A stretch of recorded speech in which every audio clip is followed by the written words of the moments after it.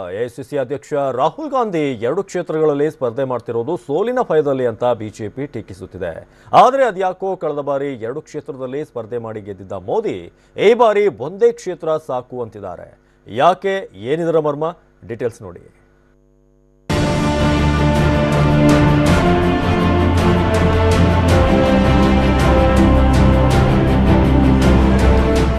AICC ಅಧ್ಯಕ್ಷ ರಾಹುಲ್ ಗಾಂಧಿ ಉತ್ತರ ಪ್ರದೇಶದ ಅಮೇಥಿ ಮತ್ತು ಕೇರಳದ ವಯನಾಡಿನಲ್ಲಿ ಒಂದೇ ಬಾರಿಗೆ ಸ್ಪರ್ಧಿಸುತ್ತಿದ್ದಾರೆ. 2014ರ ಲೋಕಸಭಾ ಚುನಾವಣೆಯಲ್ಲಿ ಪ್ರಧಾನಿ ನರೇಂದ್ರ ಮೋದಿ ಕೂಡ ಗುಜರಾತ್ನ ವಡೋದರಾ ಮತ್ತು ಉತ್ತರ ಪ್ರದೇಶದ ವಾರಣಾಸಿಯಿಂದ ಏಕಕಾಲಕ್ಕೆ ಸ್ಪರ್ಧಿಸಿದ್ರು. ಆದರೆ ಈ ಬಾರಿ ಮೋದಿ ಎಷ್ಟು ಕ್ಷೇತ್ರದಲ್ಲಿ ಸ್ಪರ್ಧಿಸುತ್ತಾರೆ ಎನ್ನುವುದೇ ಬಿಡಿಸಲಾರದ ಕಗ್ಗಂಟಾಗಿದೆ. 2 ಕ್ಷೇತ್ರದಲ್ಲಿ ಸ್ಪರ್ಧಿಸುವಂತೆ ಮೋದಿಗೆ ಒತ್ತಡ. ಆರ್ಎಸ್ಎಸ್ ಸಲಹೆ ಒಪ್ತಾರಾ ಪ್ರಧಾನಿ?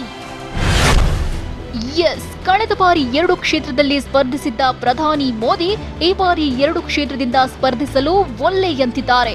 ಆದರೆ ಆರ್ಎಸ್ಎಸ್ 2 ಕ್ಷೇತ್ರದಲ್ಲಿ ಸ್ಪರ್ಧಿಸುವಂತೆ ಮೋದಿಗೆ ಸಲಹೆ ನೀಡಿದೆ. ಈ ಮೊದಲು ದಕ್ಷಿಣ ಭಾರತದಿಂದ ಕರ್ನಾಟಕದಿಂದ ಮೋದಿ ಲೋಕಸಭಾ ಅಖಾಡಕ್ಕೆ ಇಳಿಯಲಿದ್ದಾರೆ ಎನ್ನೋ ಗುಮಾನಿಗಳು ಹರಿದಾಡಿತ್ತು. ಆದರೆ ಅದು ಆಗ್ಲಿಲ್ಲ.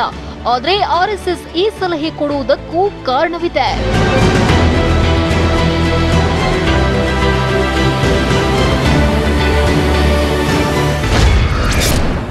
2019ರ ಲೋಕಸಭಾ ಚುನಾವಣೆ ಗೆಲ್ಲಲು ಎನ್ಡಿಎಗೆ ಮೋದಿಯೇ ಆಧಾರ. ಪರಿಸ್ಥಿತಿ ಹೀಗಿರುವಾಗ ಮೋದಿಯವರಿಗೆ ಭರ್ಜರಿ ಗೆಲುವಿನ ಅಗತ್ಯತೆ ಇದೆ.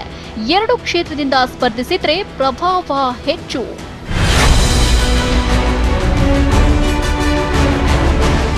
ಮೋದಿ ಒಂದೇ ಕ್ಷೇತ್ರದಲ್ಲಿ ಸ್ಪರ್ಧಿಸುತ್ತೇನೆ ಎನ್ನುತ್ತಿರುವುದಾಗ್ಲಿ, ಆರ್ಎಸ್ಎಸ್ 2 ಕ್ಷೇತ್ರದಲ್ಲಿ ಸ್ಪರ್ಧಿಸಿ ಎನ್ನುವುದಕ್ಕಾಗ್ಲಿ ಸ್ಪಷ್ಟ ಕಾರಣ ಗೊತ್ತಾಗಿಲ್ಲ.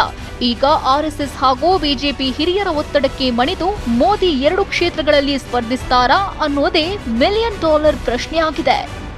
ಹರೀಶ್, TV9 ನವದೆಹಲಿ.